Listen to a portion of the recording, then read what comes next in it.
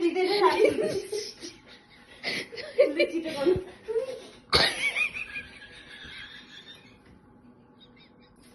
video बनाउने मान्छे पनि त त्यो हरामी हो नि रामी पो देख्दैछ तुई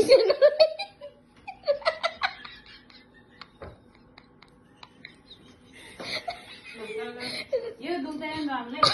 अलिक सिधा गर्नु भयो यसरी हात सिधा गर्नु यो यस्तै सिधा यस्तो गरे पनि हुन्छ तर यस्तो गरे भने इजी लाग्दो रहेछ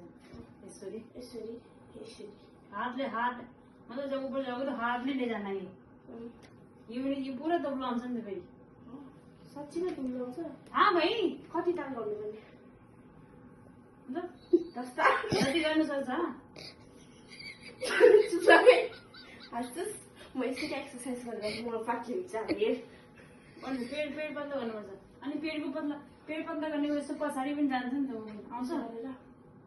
भाँचिन्छ हाँ भाँच्छ है कसरी जाने अरे मोटी कहिले नसोचेको मोटाउनु होला पहिले